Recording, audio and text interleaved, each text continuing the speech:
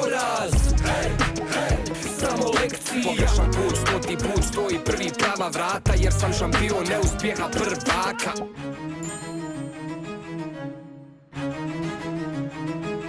Poštovani gledatelji, naše podneblje obiluje prvacima, iako uglavnom ovaj dio svijeta nije idealan za izgradnju sportske karijere. Vjerojatno zbog toga što su naučeni na veliku borbu, naši ljudi se uspješno nametnu u inozemstvu. Ovaj put vam predstavljam čovjeka čiji je put bio sve samo ne lagan. Bio je to put pun izazova koje je on u maniru pravih prvaka prešao i vinuo se u sami svjetski vrh. Dragi gledatelji, predstavljam vam sjajnu ličnost, vrhunskog čovjeka i apsolutnog prvaka, mog dobrog prijatelja, Darija Srnu.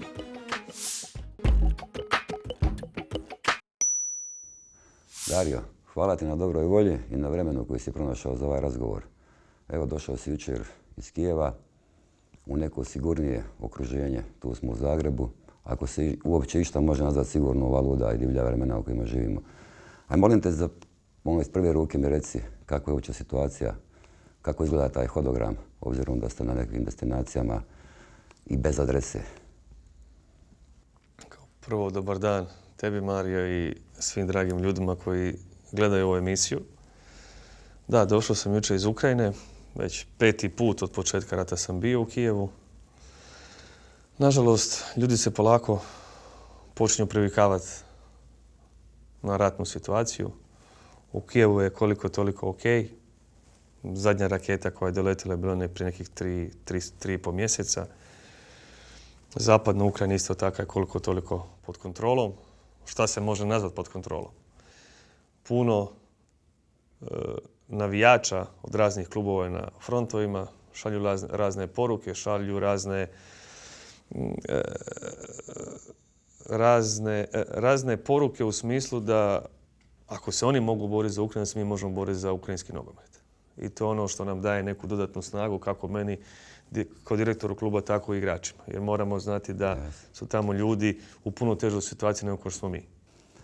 Dobro, ajmo se vratiti malo na početak, koji isto tako bio jako nepredvidiv tvoje karijere. Karijeru si počeo u Gošku iz Gabele. Prve korake, da tako to nazovemo. Tu je tvoj otac bio trener mlađih uzrasta. Da li imaš ikakvih uspomena iz tih prvih dana kada si krenuo tim putem? Da li imaš nekih lijepih uspomena, da li se sjećaš ičega?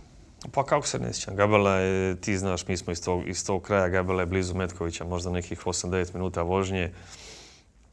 To je potpuno drugačiji period od onoga u kojem mi živimo danas. Tada nije bilo ni telefona, tada nije bilo ni Facebooka, ni Instagrama, ni igrica. Jednostavno, svaki put je vodio neki nogometni teren ili raznog sporta. Ili nogometni, ili košarkaški, ili teniski, ili bučalište, ili ne znam šta, bacanje kamena. Bila je jedna lopta za koju smo se svi borili. Tako je. Ko će dalje baciti kamen.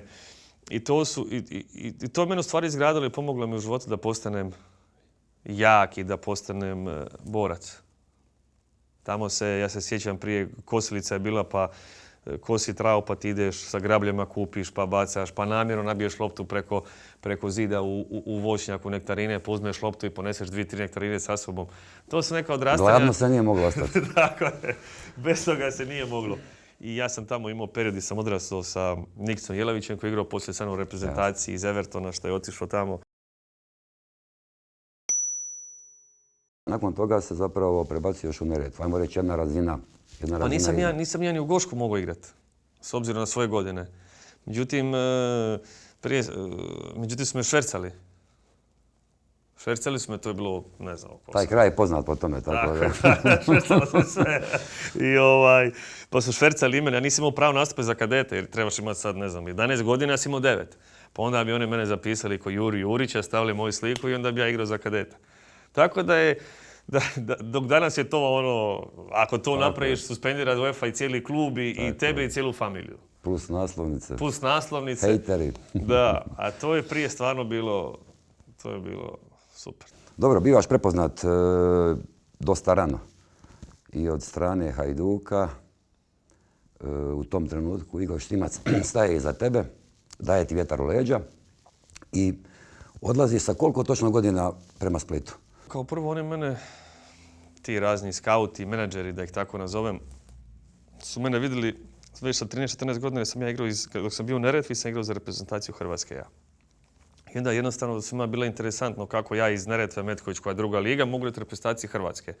I svi su dolazili ocu kući, davali, potkupljivali na razne načine, davali novac. Jer to malo je pravih menadžera došlo.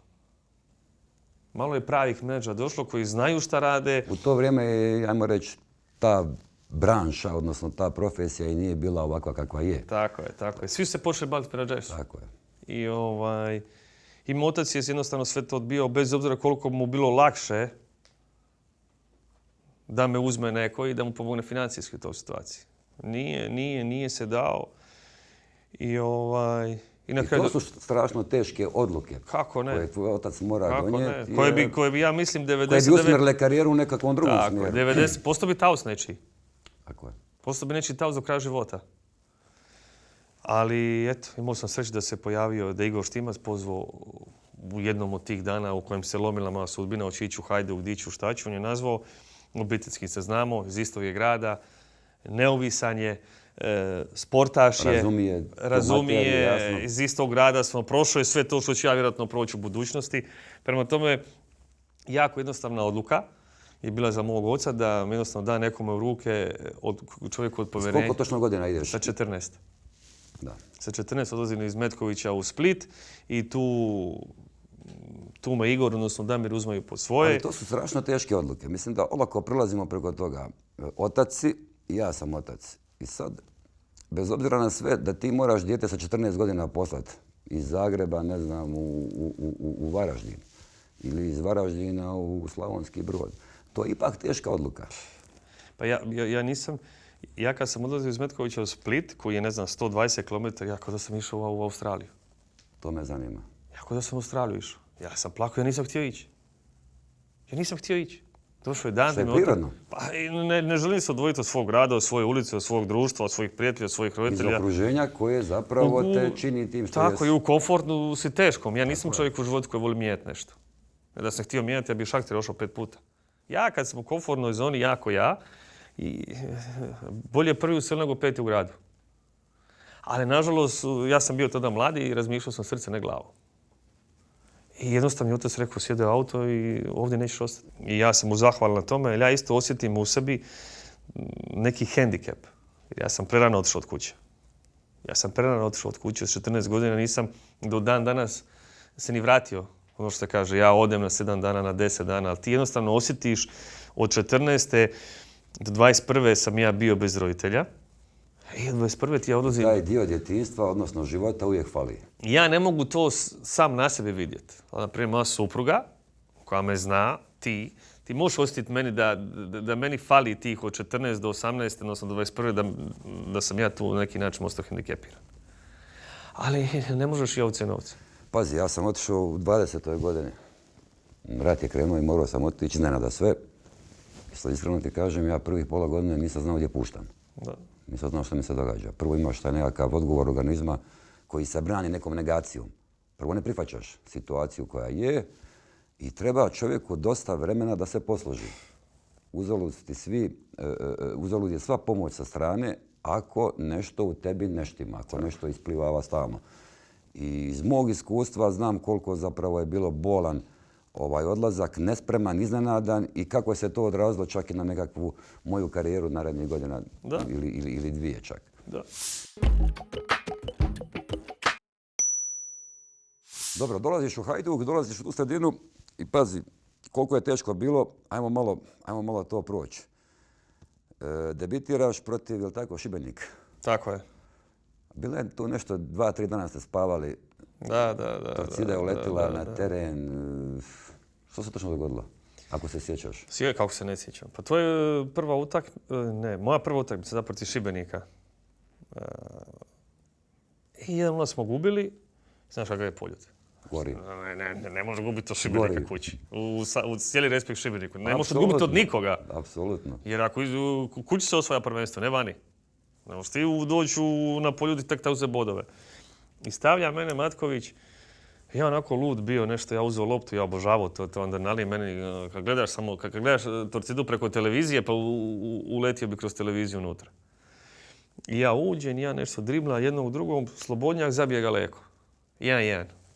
Dobijem ja tu krila bez obzira što imam 18 godina, ja letim, ja hoću još. I izlazim ja na piplicu 1-1 nakon 5 minuta. I neću zaboraviti taj nikad osjećaj. Ja kažem, sad ćeš ga zabit i ti si Bog. Znači, ti si Bog u Splitu. Kraj svijeta. Pa kraj svijeta, ja sam spreman završiti karijeru večeras. Znači, zamisli da sam ga zabio, da smo pobjedili 2-1 i da dolazim na rivu društvo i to, pa nema bolje. Srećan nisi. Pa nema bolje. U Hajduka nema ljepše kad si mlad i kad igraš dobro i kad odlučuješ utakmice. Da, ali to nosi određenu dozu pritiska. Ne razvijaju se stvari uvijek onako kako bi ti želio, odnosno... Ali u tom trenutku to je to. Ja vidim tu sliku ispred sebe i ja sam uspio. Ja ću sad zabiti gol i ja sam uspio. Šta će biti sutra? Vidit ćemo što će biti sutra. Ja sam uspio. Ja od te želje, od tog moj filma koji u milisekundi prolazi kroz glavu, već sve proletilo, sad ću ga zabiti, otići Torcidu, Slaviću, doći u slačionicu, otići u grad. Ja pucam i on mi obrani. I cijeli svijet mi propadne. I kako je on obranio nakon 2-3 minute, Torcida provali sjever i svi u teren. Što ja... Povlačenje. Ja ne znam di ću. Voda je kluba. Ja mislim su daj pustite me da zabijem, dajte mi još jednu šansu, neće faliti majke mi. Pustite me još jednom da izađe 1-1. Da li u tom trenutku prihvaćaš ogroman dio krivice, odnosno bacaš ga sebi na leđa, bez obzira što si ti u tom trenutku jedan debije tvoj, najmlađi si? Pa nisam. To je jako bitno. 1-1 je bilo, nisam to tako doživio. Jedan smo, policija, spali smo na stadionu 2-3 dana. Pod policijskom zaštitom. Prekrasno iskustvo, da. Prekrasno iskustvo za prvu utakmicu. Slušaj, ko zna kako je bilo da je bilo drugačije? Jasno, to nikad nećemo ni saznati. To ti samo daje do znanja da sljedeći put kad ideš 1-1 da ne smiješ faliti. A događa se. Jer je to Hajduk, jer je to Split. A događa se, fale je najveći.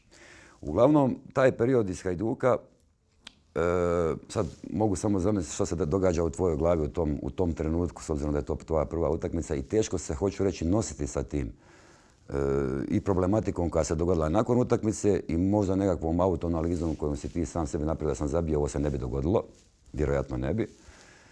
Ti ulaziš u sezonu i puca ti ključna kost, ako se ne varam, tako? Znači, još jedan peh. Ulazi u sezonu i 1-0 je protiv Belupa. 0-0 ja ulazim, Širkan sudio, a ja sam uvijek volio padat. Ali nisam ja padao sam od sebe, nego dosta je bilo ovo i ja bih znao kako pasti. Ja ulazim u 16 metara, gurna loptu, nekome dirne ovako. Ja od sve te želje da predonesem Hajduku penal, pobjedu, 3 boda, slavlje, krivo padnem i padnem direktno na ključnu kost. Je li bio penal? Nije. U današnje vrijeme bi bio. Zašto? Pa zato što danas svaki kontakt si vrijeme. Je upravo si. Zaboravili smo malo da je nogomet kontakt igra, ali dobro. I padne mi pukne ključna kost. Direkt. I ja se dižem i ja kako se dižem, tako padam u nesvijest. I dobro, tu pauziram ja 2-3 mjeseca, sezona ide pri kraju i zadnja utakmica je sa Varteksom u Varaždinu, gdje osvojimo prvenstvo. I za te godine pripreme, Darko Miladin ode odigrati humanitarnu utakmicu za Dražena Zečića u Mravince negdje prije priprema i slomio nogu. I ja tako dobijem šansu u Hajduka pravu i vrate me sa veznog na beka ofenzivnog i tu počne tako moja karijera. I zapravo dolazimo do perioda gdje nakon tog dijela nesreća i adaptacije, koja je brza bila, izuzetno brza obzirom na Hajduk i na temperamentni grad i klub, dolazimo do uspjeha ili dolazimo do toga da osvajate 2, ako se ne varam, 2 kupa i prvenstvo. Da. I to je dan danas jedan od najboljih perioda nogometnog kluba Hajduk. Dobijaš, između ostalog dobijaš i Hajdučko srce, da. Hajdučko srce. Koliko zapravo ti znači to jedno priznanje od Torcida? To je nešto nemoguće. Kad ti Torcida da takvo priznanje sa 21 godinom, to je za mene bio kraj svijeta. Meni su najdraži trofeji od navijača. Dobio sam od hrvatske reprezentacije vatrena krila, dobio sam Hajdučko srce, dobio sam u Šahtjeru 5-6 puta. To su meni priznanja. Ovo kad osvojimo prvenstvo, to je sve kolektivno. Jasno, tu. Ali ova individualna priznanja od navijača, to je ono što ja najviše cijenim.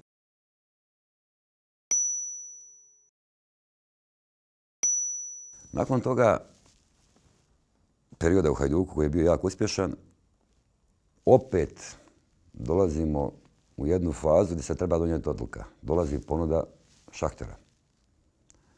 Šahtjera koji, lako je danas govoriti o Šahtjeru, ali ja znam tog trenutka kad si potpisao odlučio za Šahtjer, ja prvi sam se zeznuo. Ja sam znao tad još uvijek za tebe, si klinac koji dolazi iz Metkovića, iz kraja dakle moja mater. I rekao sam ono... Čudno. Da, jako čudno. Jako čudno. I da ti budem iskren, mislio sam da je to pogrešan potez. Međutim, ti donosiš odluku, ide se u jednu egzotičnu, romantičnu sredinu, nitko ne zna u tom trenutku ko je Šahtjer. I zapravo je lijepo gledati kako cijelo vrijeme ste skupa rasli. I koliko je ta odluka zapravo bila teška? Pa koliko bila teška, bila je Mario jednostavna. Situacija je bila takva da smo mi kao obitelj, neću reći preživljavali, ali smo prolazili teške periode. I ja sam jednostavno u tom trenutku prelomio da nitko nije na me radio pressing. Nitko. Štimac mi je rekao, Dario, to je tvoja odluka, šta god odlučiš, ja ću je podržati. I zvao sam familiju, ja sam rekao, ja idem tamo osigurati egzistenciju sebi i svojoj obitelji. Ljudi su me prihvatili od prvog dana tamo ko svoga. Lijep gradić, kako raste ekipa, raste grad, gazda ulaže u klub, ulaže u grad. I nakon 5 godina nakon 6 godina ti osvajaš Ligu Evrope. Da, tamo sam to htio reći. Kad si odlazio bio je nepoznanica, a danas se o Šahtjeru govori sa velikim respektom. Ali dobrim dijelom, ogromnim dijelom zasluge su tvoje. Jer danas kad kažeš Šahtjer, prva asocijacija je Dario Srna. Rijetkost je. Ti si jedna vrsta pozitivne anomalije u svijetu profesionalizma nogometa. Ja ne znam, ti znaš, mi znamo hrpu kolega i to je rijedak slučaj. Da. To je baš rijedak slučaj da netko toliko dugo bude u jednom klubu. Ja mislim da je to čak i znam situacije, znam osobno da je bilo mogućnosti dok je Carlo Ancelotti bio u Chelsea da je se govorilo Barcelona. Ispriča mi malo šta je zapravo bilo presudno da ne odeš, odnosno da ostaneš i dalje u Šahtjeru. Pa Mario, kako ja tamo, kako vrijeme prolazi, tako Šahtjer raste. I dolaze plavi igrači. Radi se na jedan od najvećih stadiona na svijetu. Na otvorenju pjeva Beyoncé, na 72 godina Šahtjera pjeva Rihanna, kupi još Bernarda, najbolji igrača Brazila, igra William, Douglas Costa, Teixeira, Mkhitaryan, Čegrinski, Adriano, Fernandinho, Fred. Ali hrpa je igrača otišla i bila tamo, ali nitko nije ostavio trag poput tvog. Uz dužno poštovanje svima, jel? Pa Draganče, znaš iz kojeg kraja ja dolazim? Bolje je prvi u selu nego peti u gradu. I imao sam ja mogućnost otići u veliki klub i možda osvojiti Ligu prvaka. Da li se kajem? Nisam. Da li mogu nešto promijeniti? Ne mogu i ne želim. To je život i to je odluka koju sam ja donio, izabrao i iza toga stojim. Pazi, jednostavno kad igraš na takvom stadionu, kad imaš takve navijače, takvog predsjednika, takvu ekipu, takav status... Imaš zapravo sve, evo, to je to. Imaš sve, da. Da me neko krivo ne shvati, nisam se ja bojao konkurencije ni u Barceloni, ni u Chelsea, igrao bi ja gdje bi god otišao. Ali jednostavno ti počinješ bio... Ti si dio te familije. I zato i kažem da su rijetki primjeri, barem što mi znamo. I predsjednik niza Kupu EFA nazove me, ajmo se vidjeti, Dario, u vezi novog ugovora. Sa mnom je on samo pregovarao direktno. Znači nismo ni pregovarali. Rekao mi je, evo ti 5 godina, toliko i toliko. Kaže, otvaram Dom Basarevna za 2 mjeseca, ti si mi tu potreban. A ako bude dobra ponuda, ja ću te pustiti. Ok, ja dam ruku. Prođe 5 minuta, kaže on meni, 6 godina ti dajem. Ja kažem, još bolje. Super meni. Ja imam sigurnost na 6 godina. Prođe 5 minuta, kaže on meni, Ne volim broj 6. Evo ti 7. Sujeveran. Da. I ja tako dam ruku. Nijedan ugovor u Šahteru nisam čitao. Potpisao sam ih 4 ili 5. Nikad u životu nisam pročitao ugovor. Što nije dobro, momci, djeca koja će slušat, nije dobro da nisi pročitao svoj To ugovor. je još jedan dokaz. Ali sam ja toliko imao povjerenja u njega i on u mene, kao i dan danas, da smo na ruku 5 puta potpisali ugovor. I kako smo zagovorili, uvijek je bilo tako. Uvijek. Nemam ugovor nijedan kući. Kaže, me žena, ti nisi normalan. I onda kad ona prolazi taj dio sa mnom, kad upoznaje predsjednika kluba, onda je shvatila u stvari šta znači ruka kod njih. I danas, kad ja nekome dajem ruku, to je amen. To je amen. Iz krajeva iz kojeg mi dolazimo, ti znaš šta znači. znači Ne treba ruka. tim odvjetnika s jedne strane, tim Maka. odvjetnika s druge Ne. strane, pa ko će koga. Ne. Ja sam sjedio s njim, on je nazvao generalnog direktora, pripremio ugovor, ja došao, potpisao, dobio svaki put kemijsku za poklon i otišao kući. I to je ono u stvari, i kad neko me kaže zašto nisi otišao, pa možda i to je jedan od razloga zašto nisam otišao. Takav odnos respekta, uzajamnog poštovanja, Jer vjerojatno. ti gdje god dođeš u Europu, ozlijediš se pa ti smanje ugovor, pa je COVID pa ti smanje, pa gledaju di će uštediti, pa gledaju što ti plati porez ovako, onako. Ja tih problema nikad u životu nisam imao. Ni ja, ni jedan igrač Šahtjera. U 25 godina kluba ni jedan dan nije kasna plaća. Ni jedan dan. U 25 godina kluba. I to je ono... Osvajate kup UEFA, tako se zva, ulaziš u povijest kao igrač koji kapetan, koji zapravo u tom natjecanju diže taj pehar. Nakon toga godinu dana poslije se mijenja U Ligu Europe. u Ligu Europe, da. Koliko ti taj trofej znači? Pa i to je razlog što sam, ja sam nakon To je toga bila trofeja, potvrda tog nakon tog puta trofeja imao Bayern München, Chelsea i ugovor na 7 godina na stolu. I otvaranje Donbass arene. Jasno. I kad ti osvojiš kup UEFA, imaš Vilija, imaš Adriana, imaš Fernandinha, dolazi Bernard, dolazi Teixeira, Douglas, Mkhitaryan. Želiš stepenicu više i to je sljedeća Ja kažem, Liga ova ekipa prvaka. je spremna na puno više nego što je. Ova ekipa je spremna da ide, ovo je Ajax. To je Ajax bio. Došli smo do 4 finale Lige prvaka, međutim 2 puta, nemaš sreće. Jedan put zapadneš na Barcelonu koja te godine osvoji i drugi put na Borussiju od Kloppa koji igra finale sa Bayernom u Berlinu i vodi 1-0, izgubi 2-1, ja mislim. Kad Mandžo zabije go i Robben, ja mislim. Ali opet ekipa raste. Nije da ti stojiš na mjestu. Nabrojio sam već igrače koji dolaze, koji igraju sa mnom. Ti dobaš i Chelsea, i Juventusa, i Realno je Romu. očekivao da se napada Liga prvaka, da se Tako vidi dok se može dogurati. To je zapravo u nekom dijelu doprinijelo tvojoj odluci da ti ostaješ tamo gdje... Dolazi Chelsea koji me htio. Mi ubijemo Chelsea 2-0 kući.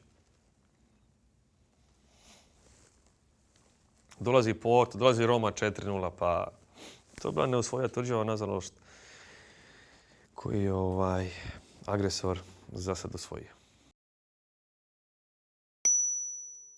Paralelno ne nastupaš, nego ostavljaš jedan dubok trag u reprezentaciji. 134 utakmice, ako se ne varam, za reprezentaciju.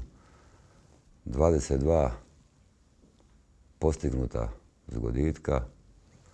Mislim da je 69 kao kapetan. 69 ovako broj koji je Sve zna, dobro se upečatljiv. Dobro se pripremio za emisiju.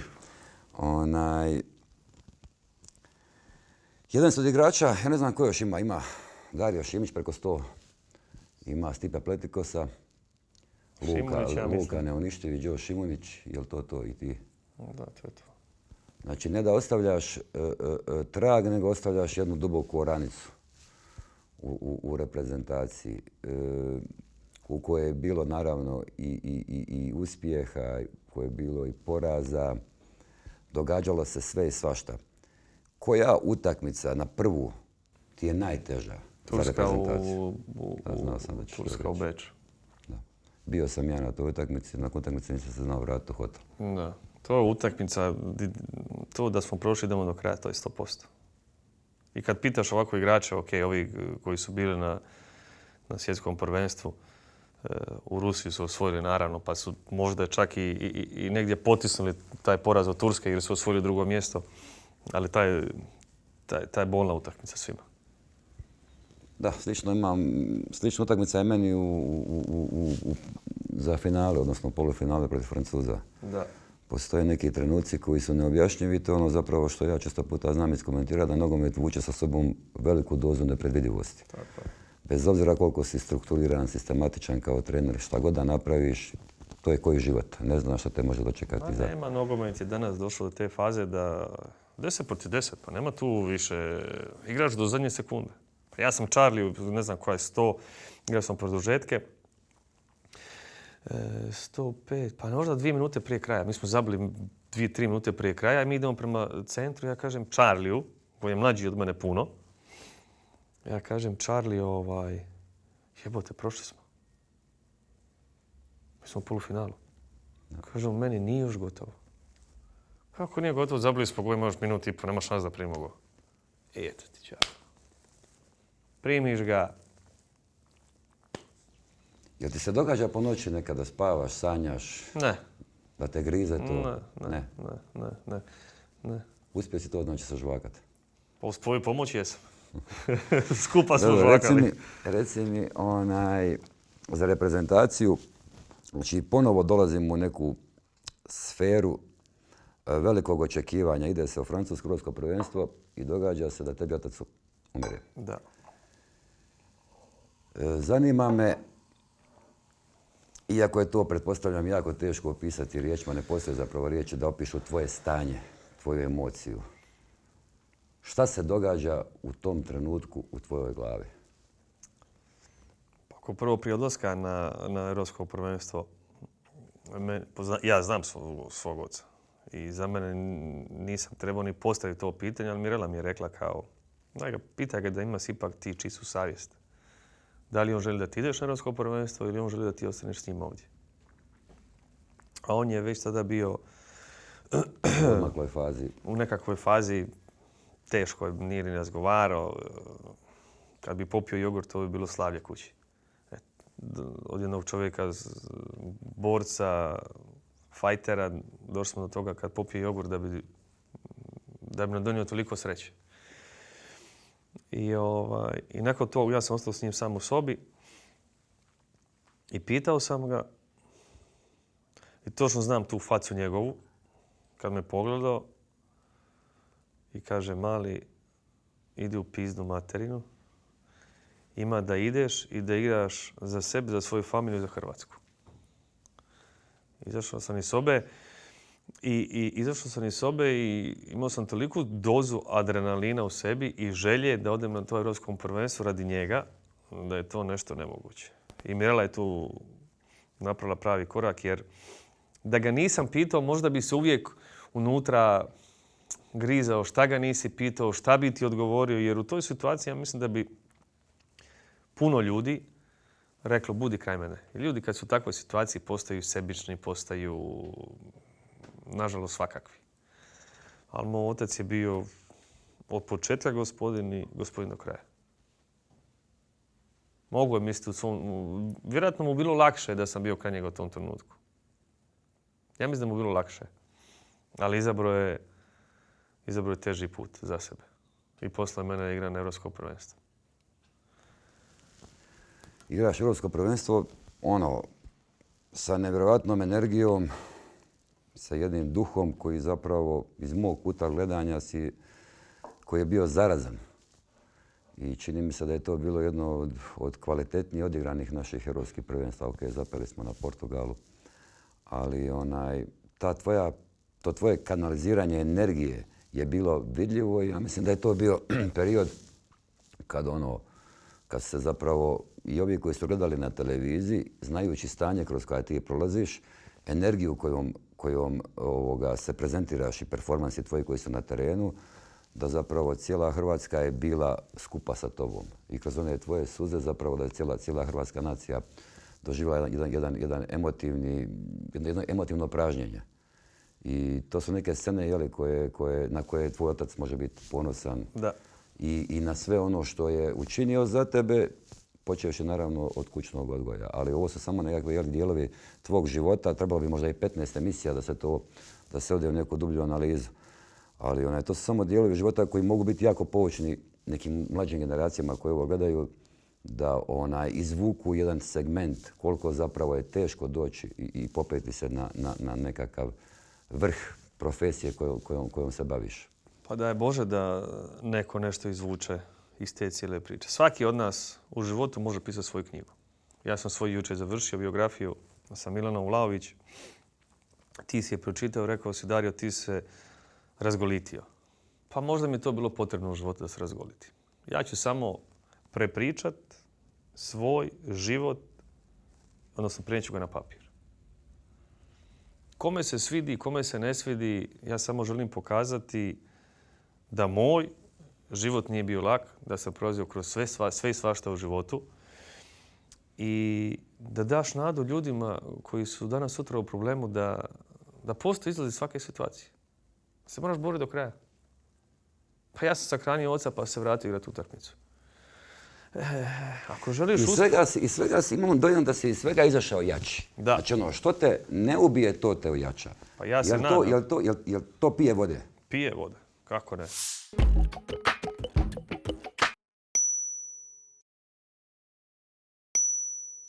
Ostavio si strahovito veliki trag u reprezentaciji. Brojke same govore za sebe. Znači tu nema apsolutno nikakvog daljnjeg komentara. Međutim, ostao si u nekoj sivoj zoni. Ja sam osvojio sa puno kraćim periodom i puno kraćim nastupima 3. mjesto i medalju. Ti generaciju koju vodiš dugi niz godina se opraštaš i oni nakon toga 2 godine nakon toga osvajaju srebro u Rusiji. To boli. To boli. Boli, ali opet živiš tom boli. Ne možeš otići uzeti neku medalju. Nisi bio tamo. Bio sam s tobom na finalu i tu sam se mislio hoće li doći, neće li doći, da li ću moći izdržati to, da li neću, emotivno. Sjećam se, nisi bio siguran i zvao si me da li da ideš, da li ne ideš, sam rekao da moraš ići. Da. Mora se suočiti s tim, jer je to najbolji način. Tako je. Bolno je to. Ali dobro. Tako je bilo zapisano. Tako je bilo zapisano i nek ide sve po redu. Nek sve ide svojim tokom kako treba biti, tako će biti. Je bolno, ali opet drago mi je da idemo maka. Bili smo skupa, znam koliko ti je bilo teško gledati i koliko bilo je tebi teško gledati. Tako je. Koji si osvojio medalju, a ne meni koji sam bio između 2 vatre te. Tako je. Mislim da jednostavno postoji nešto u nama, što je valjda opet i ljudsko, da stalno misliš da bi mogao dati nekakav obol nečemu. I teško je zapravo prihvatiti situaciju da toga više nema. Ja znam iz svog osobnog iskustva da mi je strahovito bilo teško prihvatiti situaciju da više nogometa nema, da taj Mario Stanić kao nogometaš je umro. Možda iz razloga što ja, nakon sam prestao karijeru, nisam znao u kojem ću smjeru, odnosno znao sam da ne želim biti u nogometu jedno vrijeme. Kao da sam neki detoks program morao napraviti sam sebi. Ti si se odmah uključio u rad. Sad me zanima koliko je bolan taj tebi period bio nakon što ostavljaš kopačke zauvijek. Više nema adrenalina, nema više kemijskih reakcija unutar tijela, nema više euforija, nema više navijača, nema više strasti. Te količine strasti koje smo imali više nikad je nećemo naći. Koliko je bolno, bez obzira što imaš poziciju sportskog direktora. Znači, jesi u tom si svijetu, ali ne na taj način. I to je bolno. Ja sam sve to prošao za vrijeme dopinga. Ti znaš, bio si upoznan sa to cijelom situacijom, prema tome taj doping koji me izbacio iz takta i ubio i masakrirao do kraja tih 7-8 mjeseci. Ja sam u tih 7-8 mjeseci proživio sve što sam trebao proživjeti. Ja sam tu napravio detoks. Tako da mi je sam završetak karijere nije niti malo teško pao. Koliko mi je pao doping.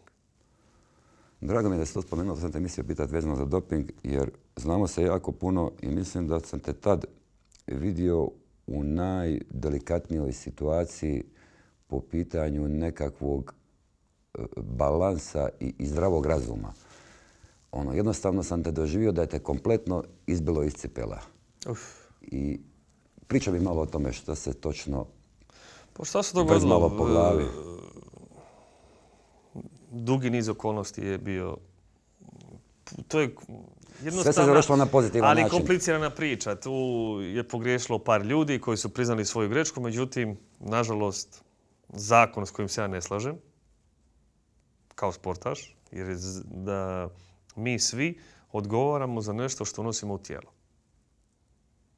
Znači, sutra ja dođem u restoran. Svaki sportaš, jel? Tako je. Dođem u restoran u Kijev i naručim Coca-Colu. I ti ko konobar, primjer jedan, ko konobar, doneseš mi Coca-Colu, naliješ mi malo, međutim ti na dno nešto staviš, neki sirup ili neki prah i ne znam šta. Banalni primjer. Razočarao sam sam sebe. Bez obzira što nisam kriv. To sam skužio, da. Razočarao sam sam sebe, razočarao sam sve oko sebe. A to je trenutak nepažnje.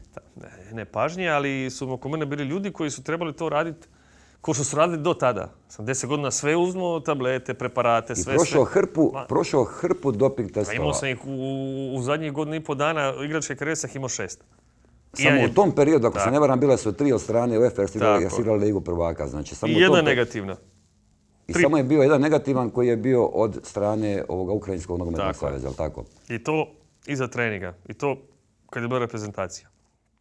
Ali dobro, Mario, sve se to moralo dogoditi.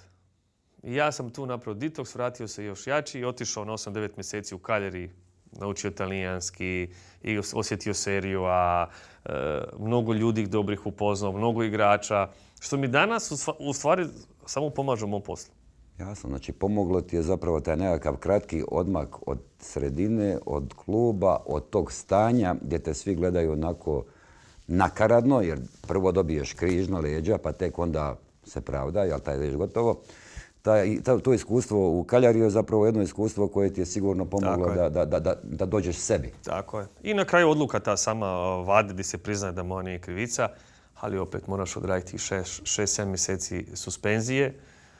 I dobro, ali opet čista ti je savjest, samo prema sebi, prema svojoj djeci, prema svojim prijateljima, prema svojim suigračima, trenerima, da se čisti. To je jedna od mojih najvećih pobjeda u životu. Prema tome, to je za mene bilo u životu nezamislivo. Zašto sam ja tu potonuo? Zato što ja i doping smo dva različita svijeta. Ja sam sportaš koji je napravio puno uspjeha i za mene stoje brojke i sve. I prošao sve kontrole svijeta i fizički bio uvijek moćan. Znam, mislim, to je, kad je pukla ta vijest, pukla je kao grom. Da. Ti doping, to je bilo nespojivo.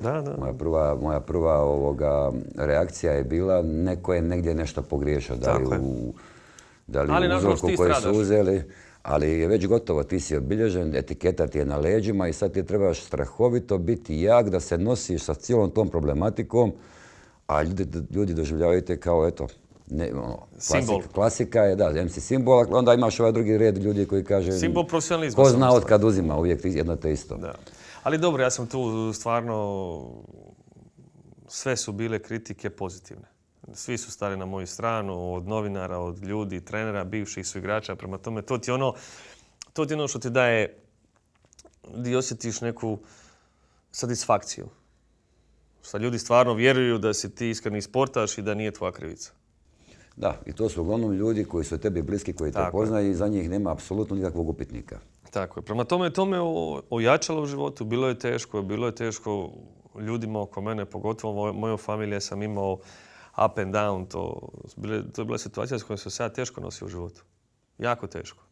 Čak, ne znam kako ću to reći, a da me ljudi pravilno shvate.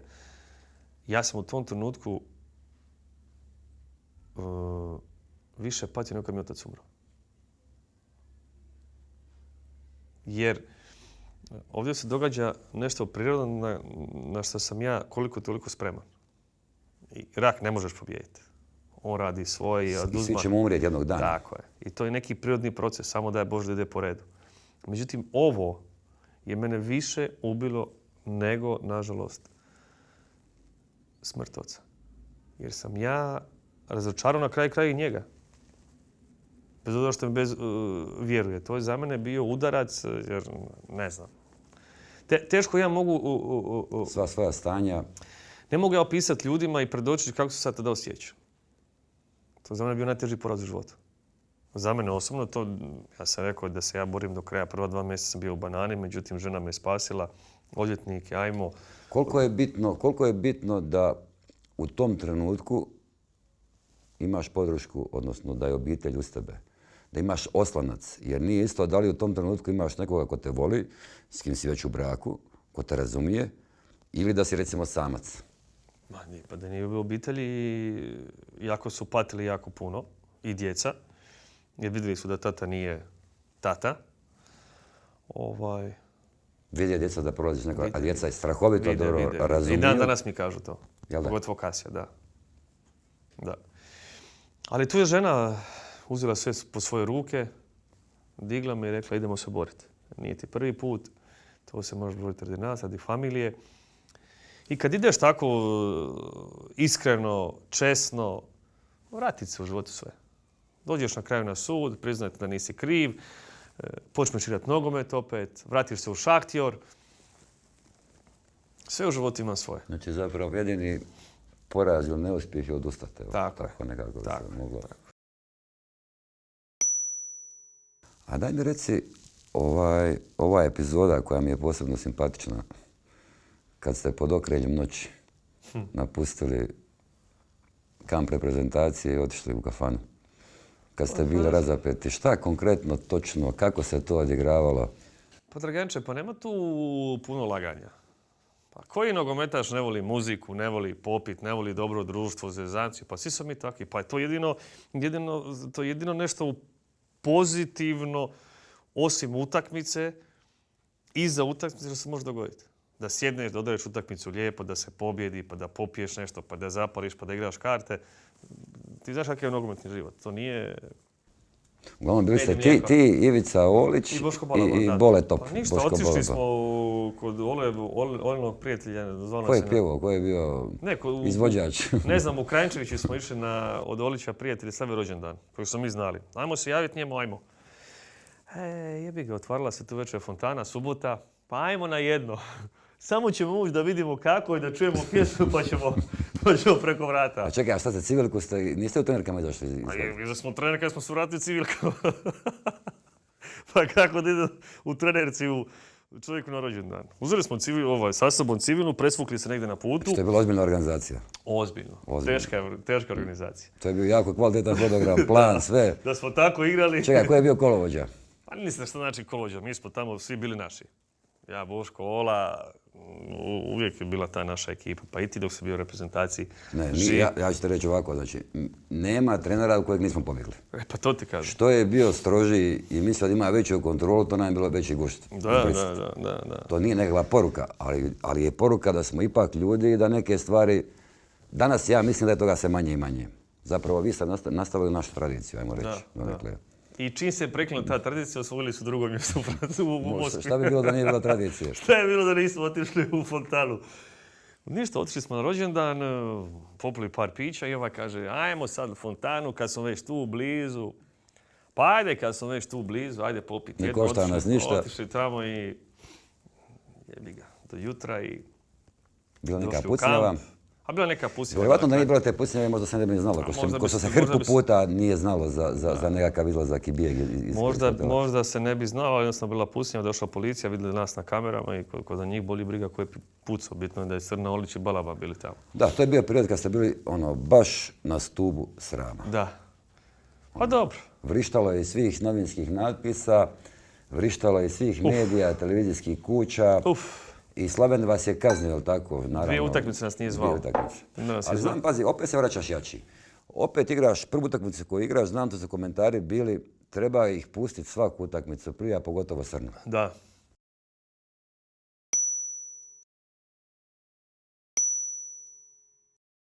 Sljedeća moja utakmica je bila Makedonija iza toga.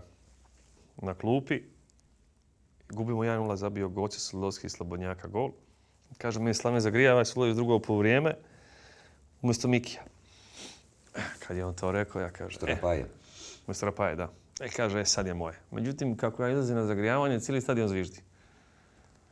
Očekivan. Da. Dobro. Šta će sad Dario, zagrijavaj se, šta prije, to bolje, zagriji se i još da ekipa... si što kraće vremenski period blizu njih. Ekipa još nije izašla, ja sam već spreman tamo na liniji, ja sam već uzeo onaj broj napravio, ko izlazi, ko ulazi, ja ću sam dignuti to ako treba.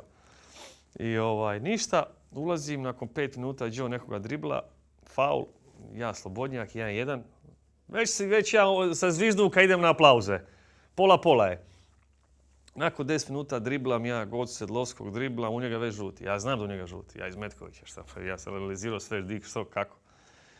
I ja zapnem za njega, puf, pritisak, drugi žuti njemu. I već ja vidim 70% već sam ja onaj srno od prije. I 89. duga lopta primije Budan, gure meni u prostor, ja iz prve centaršu, Eduardo ga stavi. 2-1, gotovo. Erupcija, top, završi se utakmica, super, sve super. Sve zaboravljeno. Sve je zaboravljeno i šta napravim, odem opet u fontanu. Pa šta ću, Dragan? Sad nisam sam, nego cijela ekipa. Da se utvrdi gradivo. Tako je. Prema tome, eto, kakve u životu imaš situacije? Da, znam da su komentari bili navijača i to onih pravih. Dobro, ali to sam ja. Iskreni, to sam ja i kad pogriješim kažem oprosti i kad... To sam ja. Ali mislim, jedino što možda nekakva naša zadaća u životu bi bila da budemo mi. Tako je. Da svako nađe nekakav svoj put i da bude ono što je. Bez nekakvih maski. Tako je. Prema tome, nisam falš, ne želim biti falš i kad me treba kazniti, treba me kazniti. Kad napravim glupost, ispričam se. Međutim, ja se vratim na terenu. Barem se trudim vratiti na terenu. Eto.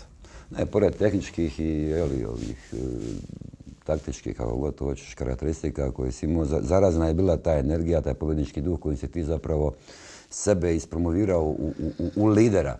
A to dokazuje, kažem ti, 69 nastupa za reprezentaciju kao kapetan i dugi niz godina u Šahtjora kao kapetan. Što zapravo misliš da treba imati lider, odnosno neko ko bi trebao predvoditi taj čopor? A svi znamo da je čopor, da su igrači čopori, da je to jako teško sa njima i nametnuti se i biti neko ko će te respektirati. Koje misliš da su karakteristike presudne? Pa ja mislim da trebaš biti iskren i trebaš biti svoj.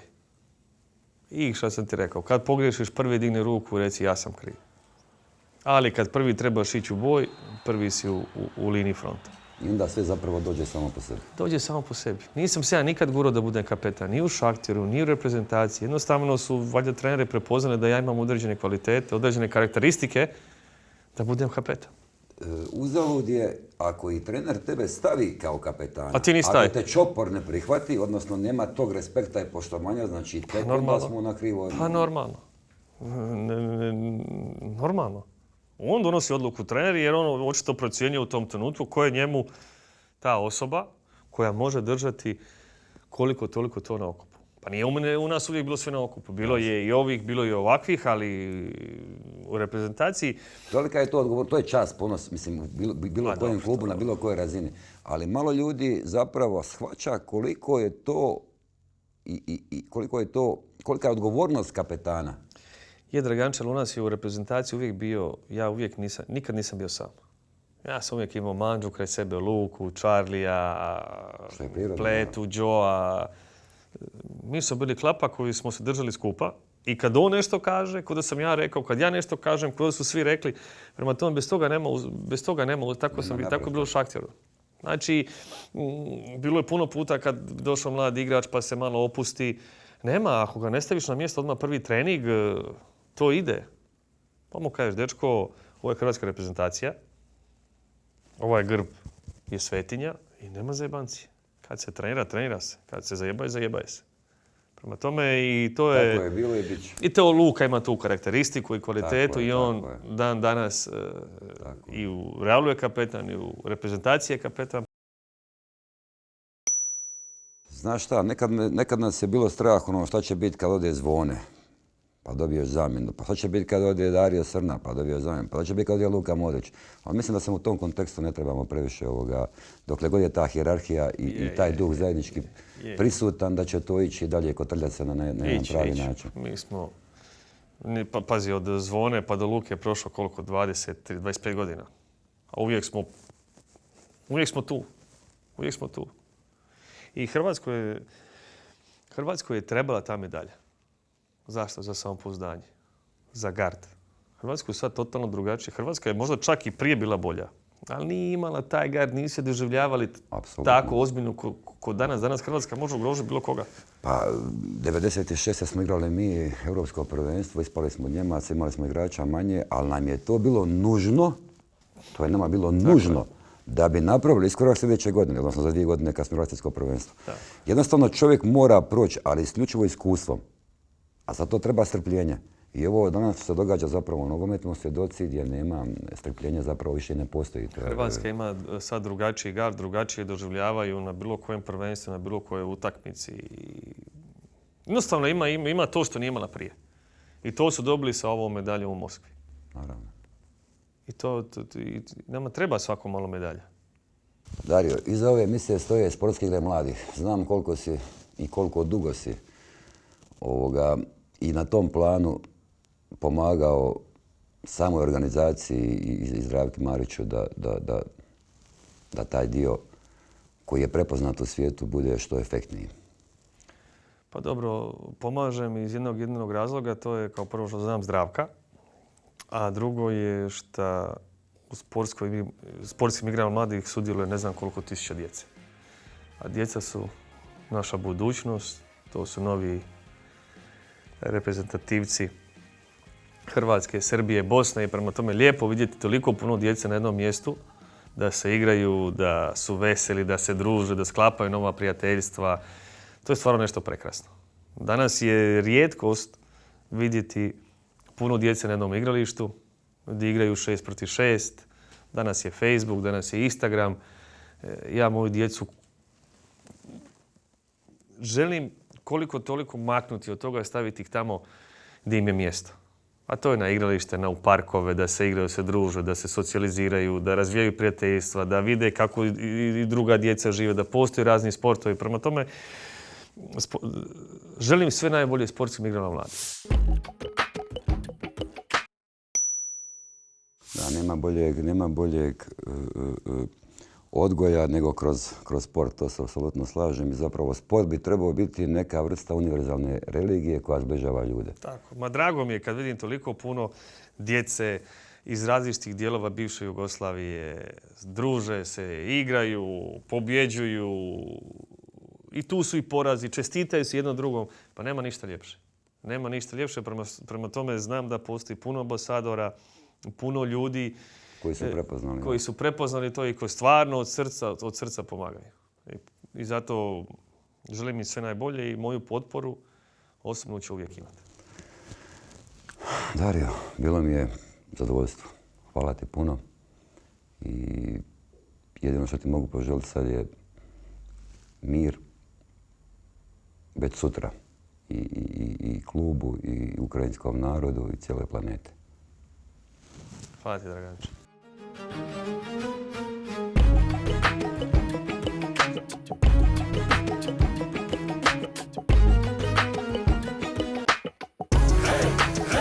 Nikad poraz, samo lekcije. Pogrešan put, 100. put, stoji prvi prava vrata, jer sam šampion neuspjeha prvaka.